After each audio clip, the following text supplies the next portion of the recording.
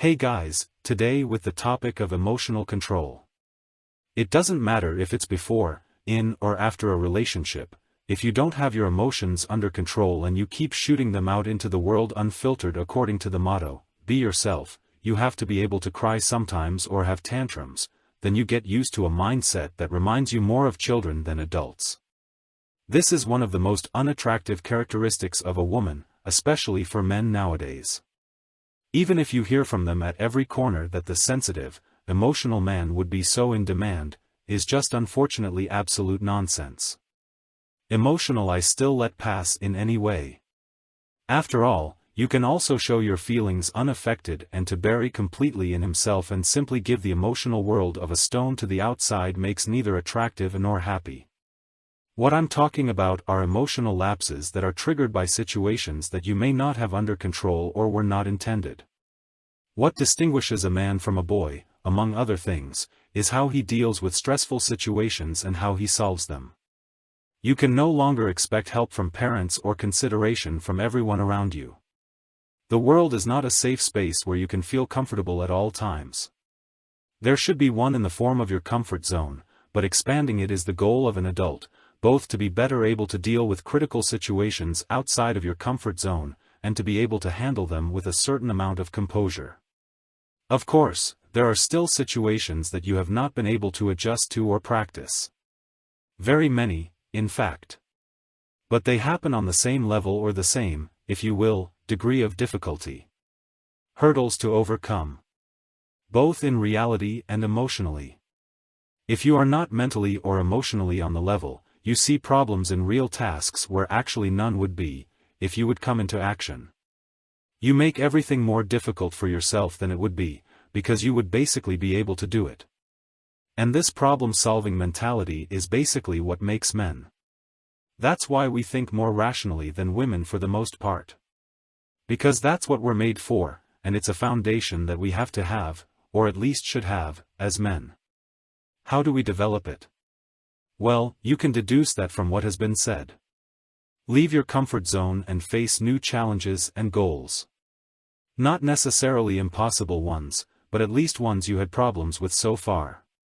The value of such emotional strength is therefore primarily your well-being. As a side effect, however, you have developed a fundamentally masculine quality, and both the self-confidence you take from it and the fact that you are capable of more than others make you much more attractive to the absolute majority of women out there. Here again, the order is crucial. First you, then the women. To go out and say, today I need to accomplish this and this to become more attractive to women, is like working out and all the guys who think they have to pump themselves up for women.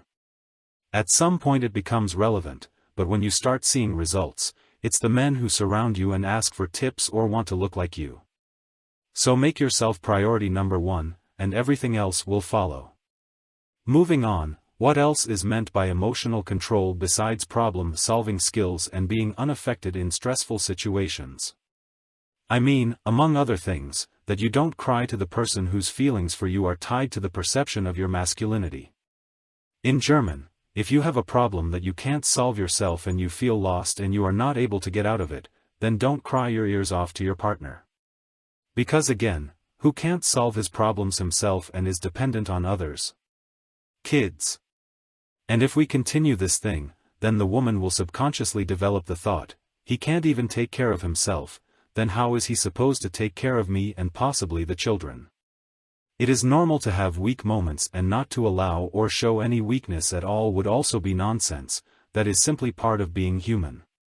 But either have a solution ready, which you pursue in the best case already before you open up to her, or look for a solution with the help of people who have so no influence on your relationship. Your best friend, parents, it doesn't matter, the main thing is someone who knows about it or at least listens to you without judging you or gossiping about it. And your best friend may not be the best person to talk to. I've seen so many people who couldn't keep their mouths shut and only told one or two others, who definitely won't tell anyone else, and in the end the partner knew and that from someone else, which led to a loss of trust. So another important point. Watch out with whom you talk about such stuff, and especially, here we are again at being unmoved, watch out what and how you say it. Example, talking bad about an ex.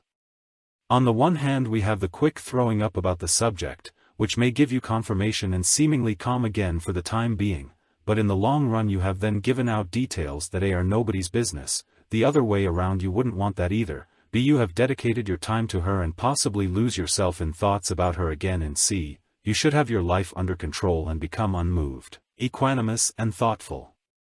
Having learned inner peace allows you to impact the world in a way that few can.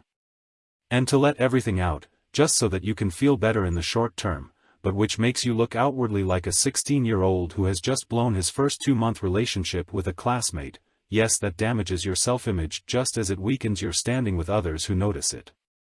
It's not about you playing grown-up, but actually becoming someone that everyone sees as such, and actually much more. It's a foundation that needs to be met.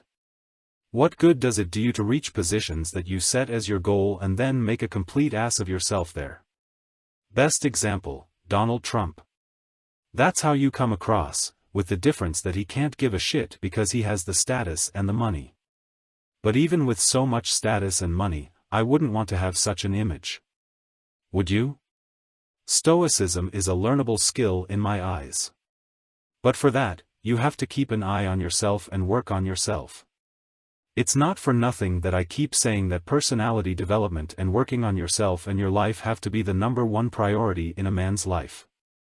Of course, this also helps women, and I prefer to deal with a woman who is not a total drama, but always knows exactly what processes are going on inside her right now and can both name them and look behind them and has found strategies for her own inner peace. Of course, as a man it is important to be able to generally interpret where a woman is at the moment and how to deal with her to give her what she needs and not necessarily what she superficially wants.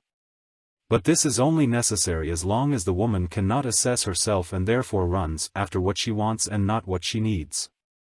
We as men do not have to make a difference. Shittists, for example, are never completely conscious actions of women. Our frame is decisive here. Feel free to watch the video on this and be sure to take emotional control or inner calmness into the work on your frame. This will help you to develop in a happy and strong direction, as well as women to find you attractive and to develop feelings for you and to be able to love you at all. On the other hand, women, as hot as the guy looks, what he has accomplished and can offer you, if he is not in control of his emotions, that is a red flag. That will cost attraction sooner or later if he can't get himself under control. Take care and see you in the next video.